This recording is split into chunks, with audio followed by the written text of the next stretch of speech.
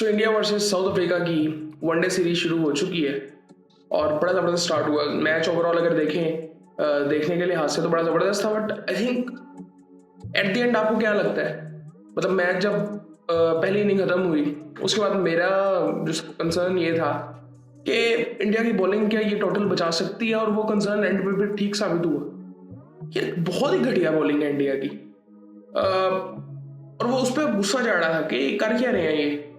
सो खैर बात करते हैं इस मैच के बारे में। ऑस्ट्रेलिया क्या कहते हैं, साउथ अफ्रीका टॉस जीत गया था और फील्डिंग का फैसला उन्होंने खुद किया था। उसके बाद इंडिया बैटिंग के लिए आता है, डिसेंट स्टार्ट होता है। जयसवाल 18 रन बना के आउट होता है। रोहित शर्मा ने 57 रन। अब यहाँ पे सुनते जाए बस आप, रोहित शर्मा 57 रन 51 बॉलों में 3 छक्के 5 चौके, और विराट कोहली 135 120 बॉलों में 112 का स्ट्राइक रेट, 7 छक्के 11 चौके, 7 छक्के 11 चौके। वो जिस तरह वो आज खेल रहा था ना, वो लग ही रहा था कि वो बहुत जबरदस्त इनिंग थी, बहुत जबरदस्त इनिंग थी। अगर पिच का भी हिसाब लगाया जाए तो मेरे ख्याल से इसमें भी रन्स कम बने हैं। मेरे ख्याल से अभी रन्स कम बने, क्योंकि जिस तरह इंडिया खेल रहा था ना, फॉर एग्जाम्पल अगर साउथ अफ्रीका इधर अपने पूरे पोटेंशियल पे करती तो मेरे ख्याल से शायद 400 पार कर जाती, अगर पूरे पोटेंशियल में बैटिंग कर रही होती तो। लेकिन अब इंडिया को आप अगर देखेंगे तो इन्होंने पहले 10 ओवरों में 80 रन बना दिए थे, 20 ओवरों में इनका 150 था, फिर उसके बाद रन रेट नीचे आया, फिर अगले 10 ओवरों में आई थिंक 40-50 रन बने क्योंकि आउट होते जा रहे थे। फिर उसके बाद थोड़ा सा हल्का हुआ, फिर आखिरी 10 ओवरों में फिर दोबारा रन रेट इंक्रीज किया। जडेजा था उसमें, केएल राहुल था, इवन जब सो उसका हुआ विराट कोहली का, उसके बाद भी उसने वो शॉट्स मारे, वो बहुत मतलब जबरदस्त शॉट्स थे और जल्दी जल्दी मारे, अच्छे स्ट्राइक रेट से मारे। सो खैर विराट कोहली की जो इनिंग थी वो बड़ी जबरदस्त थी। अब इसमें से ना आप जरा विराट कोहली और रोहित शर्मा को माइनस कर दें तो 200 रन हो जाते हैं साइड में, और इनका एवरेज स्ट्राइक रेट 110 का है। 110 के स्ट्राइक रेट से 200 रन साइड पे करते हैं आप।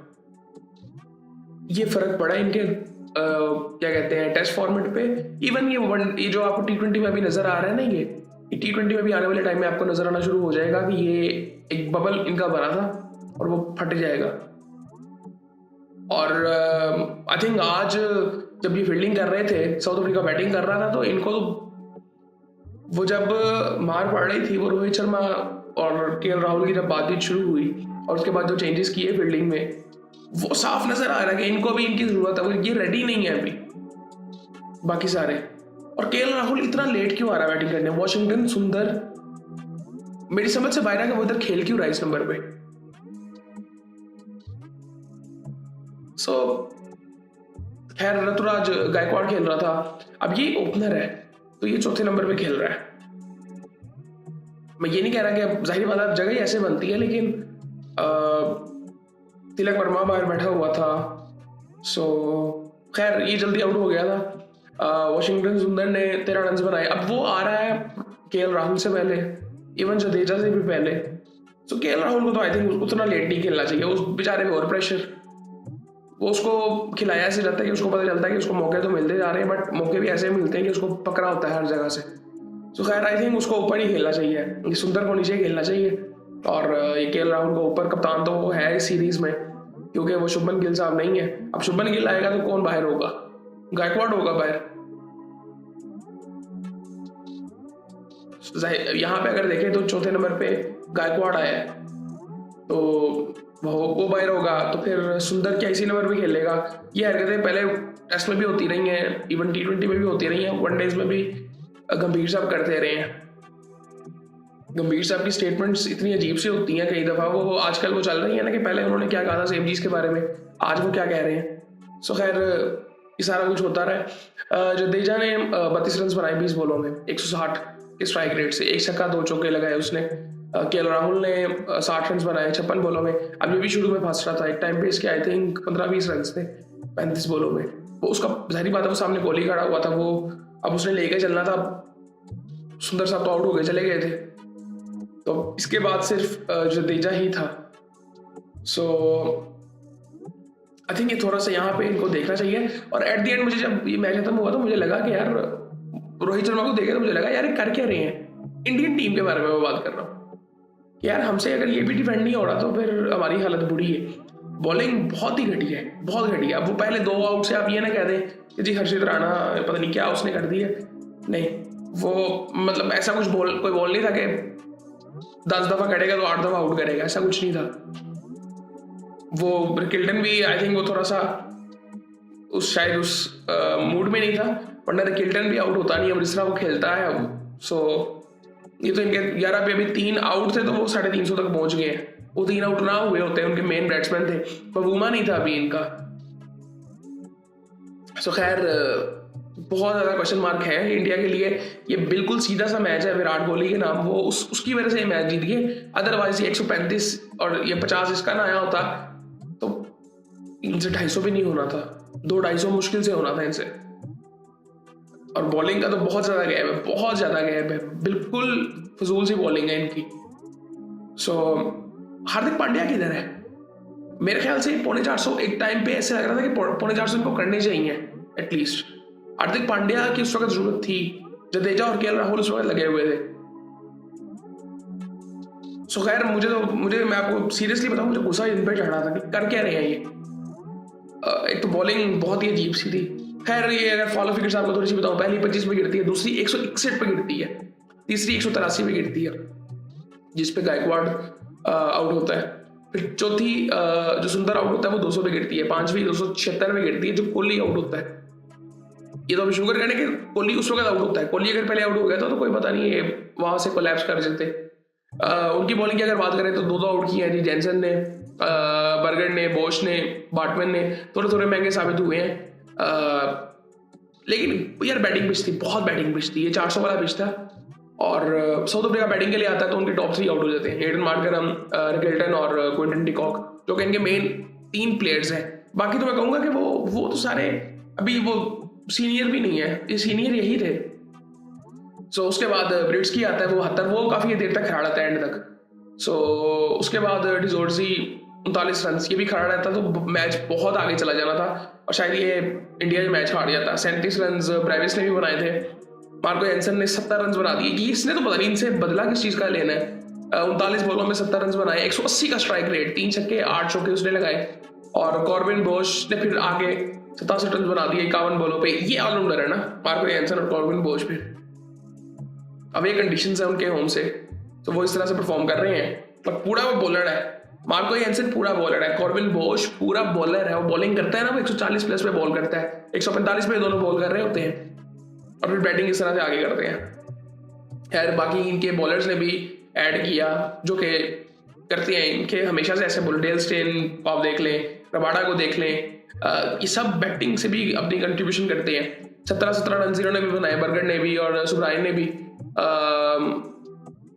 उसके बाद बॉलिंग की अगर थोड़ी सी बात करें, यहाँ पे पहले इनकी फॉलो फिगर्स देखते हैं। पहली 7 पे गिरती है, दूसरी भी 7 पे, तीसरी 11 पे 3 आउट हो जाते हैं, फिर चौथी 77 पे, फिर 130 पे, फिर 227 पे, फिर 228 पे, फिर 270 पे, फिर 9वीं 312 पे, फिर 10वीं 332 पे।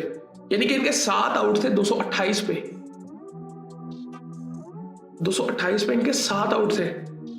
वहां से ये चेज करने लगे थे। बॉलिंग की अगर थोड़ी सी बात करें तो अर्शदीप ने 10 ओवरों में 64, 2 आउट। हर्षित राणा 10 ओवरों में 65 और इसी ने आउट किए थे पहले 2 और 3 आउट। वॉशिंगटन सुंदर ने 3 ओवरों में 18 रन, इसने 3 ओवर करने थे बस, तो फिर ये खेल क्यों रहा था? प्रॉपर बैट्समैन क्यों नहीं खेला उस नंबर पे? समझ से बाहर है चीजें। तकरीबन 7.5 ओवर किए हैं जी प्रसिद्ध कृष्णा ने, 48 रन उन्होंने भी दिए हैं जी, 1 out. Kuldeep Yadav 68 run, 4 out उसने कर दिए, इस वजह से बच गई ये 10 ओवरों में। 9 ओवरों में 66 रन जडेजा को भी पड़े। सो रन सबको पड़े हैं जिस तरह, इसी तरह से उनको पड़े हैं। एंसन को थोड़े से ज्यादा पड़ी है बट इसी तरह से उनको रन पड़े हैं। और उनकी मैं बॉलिंग में बहुत मैं कहूँगा फिर भी बहुत अच्छी है। ये इनके 3 आउट हो गए थे इस वजह से बचे हुए थे, वरना इनमें से आज 80-90 एक को बड़े होने थे ये इंडियन बॉलर्स में से, ये उनके टॉप से 3 वो आउट ना हुए होते। तो ये आपने हर्षित राणा को देखना था, ये 2-3 विकेट इसकी हैं, इसके साथ साथ 80 रन इसके होने थे, अर्शदीप को भी पड़े होने थे, प्रसिद्ध कृष्णा ने अभी ओवर पूरे अपने किए ही नहीं है, उसको भी पड़े होने थे। और ये आपने देखा था 2-3 ओवर पहले मैच खत्म होना था जिस तरह की वो विकेट थी। सो ये आपको विराट कोहली और रोहित शर्मा और 50 उसका केएल राहुल का भी आ गया था, जडेजा ने जो एंड पे वो तेजी नहीं खेल दी, ये इन्होंने बचाया आपको। आपने जो मतलब आप पिछले कुछ टाइम में देखे ना, क्या किया इन्होंने, ये ऑलराउंडर्स बढ़ते गए हैं, सारी टीम डिस्टर्ब अच्छी वाली टीम थी, ये सेम। फिर अब यही बात है ना कि इनको तो फिर टेस्ट में भी होना चाहिए विराट कोहली और रोहित शर्मा को। अब वो ये तो चीजें सबको क्लियर हो चुकी हैं कि ये जबरदस्ती इनसे रिटायरमेंट दिलवाई गई थी दोनों से, T20 और टेस्ट की दोनों की। और इवन आप पाकिस्तान की बात कर लें, पाकिस्तान में किस तरह के चेंजेस हुए हैं पिछले साल में, वो सारे घुमा के अब वापस आ गए हैं ना। एक अकेला बंदा रह गया है, कौन?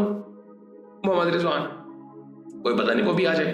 बाकी सारे प्लेयर वो वापस आ गए, वो सारे आपने जितने ट्राई करने थे आपने कर लिया, आपने देख लिया, और उन्होंने इंडिया के टॉप टैलेंट को हराया भी है।